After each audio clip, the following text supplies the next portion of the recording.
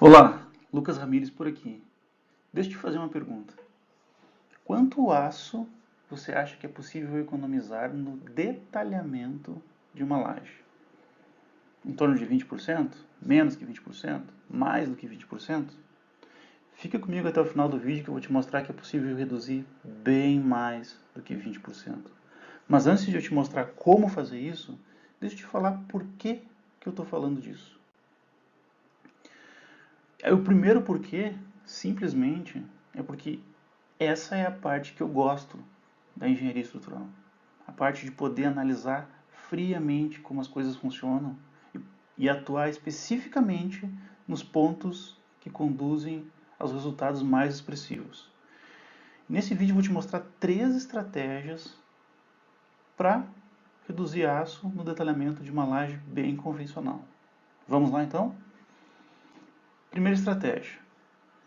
Antes de explicar exatamente a estratégia, eu quero fixar a nossa análise num único e relevante ponto, que é esse aqui. Numa laje, a altura dela, a espessura, é algo muito pequeno. Qualquer variação no D, na altura útil da armadura, pode representar um ganho muito significativo no braço de alavanca das armaduras e, consequentemente, na quantidade de aço que você precisa colocar dentro da laje. Vamos olhar um pouquinho mais em detalhe.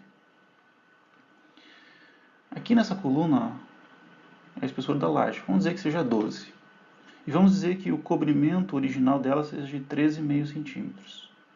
Logo, a altura útil dela, que eu estou considerando aqui, é de 8 centímetros. Agora imagine que eu consigo reduzir o cobrimento em meio centímetro. Ou seja, o cobrimento vai para 3 centímetros. A altura útil aumenta para 8,5 centímetros. Isso representa um ganho percentual na altura útil de 6%. Se aumentar mais meio, 13% em relação ao original. Mais meio, 19% em relação ao original. Mais meio, 25% do original. Por que eu estou falando disso? Vamos para deixar mais claro ainda. Deixa eu passar para o próximo slide. Olha como seria a mesma análise com relação a uma viga. Como a viga tem uma altura muito grande em relação ao cobrimento, mesmo fazendo diversas variações no cobrimento, o ganho percentual na altura útil é relativamente pequeno. Em resumo, o que eu quero dizer com isso? As lajes são elementos cujo dimensionamento é extremamente afetado pela variação da altura útil. Qualquer pequena variação na altura útil representa um ganho percentual enorme no braço de alavanca. Agora vamos dar uma olhada nas razões ou possibilidades normativas para reduzir cobrimento numa laje. A primeira, que eu vou mostrar para você aqui, e nesse momento eu estou sendo especificamente burocrático, uma análise fria do que diz na norma, a gente pode fazer o seguinte, vou te mostrar os vários aspectos que podem ser utilizados para reduzir cobrimento em laje. O primeiro deles diz respeito ao ΔC. Deixa eu pegar uma cor aqui para deixar mais explícito. ΔC aqui. O que diz aqui? Quando houver um controle adequado de qualidade e limites rígidos de tolerância da variabilidade das medidas durante a execução, pode ser adotado um ΔC de 5 mm, mas a exigência de controle rigoroso deve ser explicitada nos desenhos de projeto. Permite-se, então, a redução dos cobrimentos nominais prescritos na tabela 7.2. Aqui na tabela 7.2 estão os cobrimentos nominais prescritos para um ΔC de 10. Significa que se você puder ou for possível considerar um ΔC de 5 mm, todos os cobrimentos dessa tabela aqui podem ser reduzidos em meio centímetro. Bom, esse é o primeiro ponto que eu quis frisar. Vamos ao próximo. Isso foi uma inovação na norma de 2014. Diz assim, para concretos, aqui no ponto que está a elipse vermelha. Para concretos de classe de resistência superior ao mínimo exigido, os cobrimentos definidos na tabela 7.2 podem ser reduzidos em até 5 mm. Em outras palavras, se você está trabalhando na classe 3 e adotou um concreto de resistência superior ao que é definido para a classe 3, você pode reduzir os cobrimentos dessa coluna em meio centímetro. Vamos a uma outra possibilidade, ainda com relação a cobrimentos. Olhando para a tabela 6.1 aqui, pode-se admitir um microclima com uma classe de agressividade mais branda, uma classe acima, para ambientes internos secos, salas, dormitórios, banheiros, cozinhas e áreas de serviço, departamentos residenciais e conjuntos comerciais ou ambientes em concreto revestido com argamassa e pintura. Ou seja, se você está trabalhando num edifício, um pavimento tipo, onde essas condições são admitidas, vou frisar de novo aqui, né? Você pode, olhando aqui para a tabela 7.2, em termos de cobrimento, sair da classe 3 e ir para a classe 2.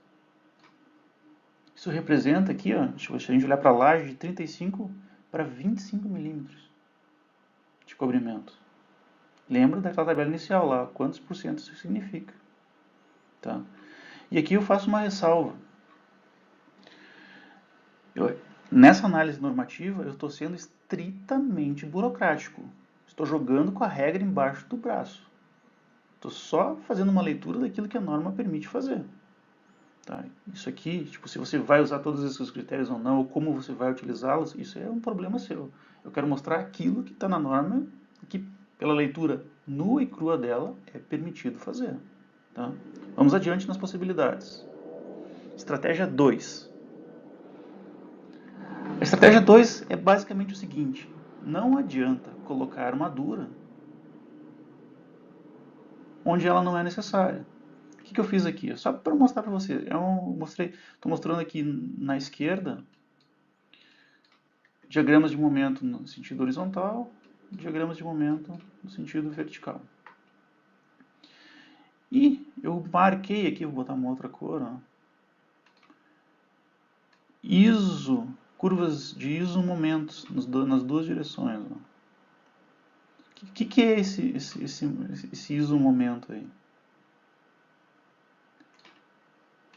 É a marca do momento que resiste à armadura mínima dessas lajes. Ou seja, tudo que está fora dessa região que eu circulei aí precisa basicamente de armadura mínima. Só na região dentro desses círculos vermelhos é que seria necessária armadura maior do que a mínima. Trocando em miúdos, utilize armadura de base. Coloque a armadura apenas onde é necessário. E você pode, inclusive, usar esse outro recurso normativo aqui, ó, tabela 19.1. Ou seja, usar 0,67 do rho mínimo. Beleza? Vamos adiante. Estratégia 3. Utilize aço CA60. Ele é 20%, obviamente, né? Ele é 20% mais resistente que o aço CA50. Então, se você está lá usando a sua armadura mínima e você puder usar, em vez de armadura aço CA50, aço CA60, ela vai aguentar 20% mais do que o aço CA50. E agora, indo direto para um exemplo prático, está aqui uma estrutura bem simples, com vãos aí da ordem de 6 metros, que eu estou dizendo assim, ó, classe de agressividade ambiental 3, carga permanente de 200 kg por metro quadrado, carga acidental de 300 kg por metro quadrado, lajes 12 cm, concreto C35. Nesse exemplo, eu vou usar todos os critérios que eu informei anteriormente. Tá? Mas para usar a comparação, eu peguei e lancei essa estrutura no TQS e, para ter como referência, eu gerei essa armadura que ele gera no piloto automático dele lá. Tá? E vou fazer uma análise só da armadura positiva para ficar mais simples. Tá? Olha só, a armadura positiva das lajes, usando os critérios default dele, deu 2.009 quilos.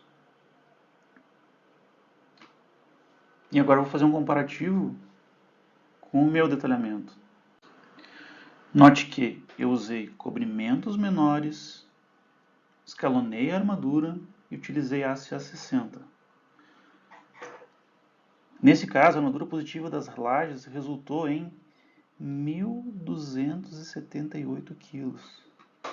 E antes que você faça as contas, eu já vou te mostrar aqui qual foi o resultado. 36% de redução de aço. Isso é muita coisa. Não é um valor... Se fosse 20%, se fosse 15%, já seria um monte de coisa.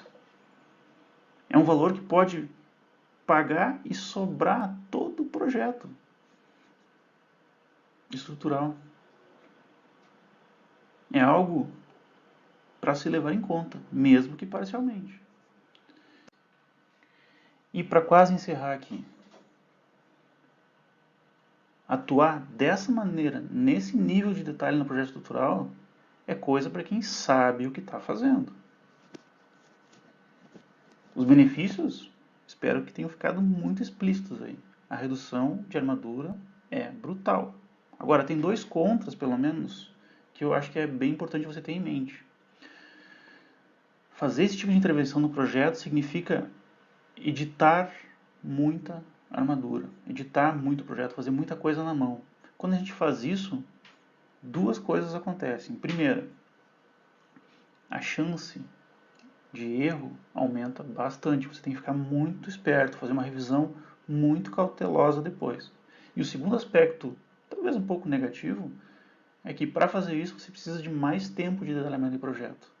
E como no dia a dia aí a coisa é bastante corrida, é algo que precisa ser bem gerenciado. Porque se você unir pressa de projeto com muita edição, é tragédia na certa, tá? E agora é importante para mim, como sempre, propague essa iniciativa. Se você achou esse vídeo válido, se você curtiu essa iniciativa, deixa um like aí, se inscreve no canal, deixa um comentário, deixa sua dúvida, deixa sua crítica. Se você não gostou, não tem problema, tranquilo também. Pode deixar seu comentário aí, que para mim tudo ajuda. Valeu, até o próximo.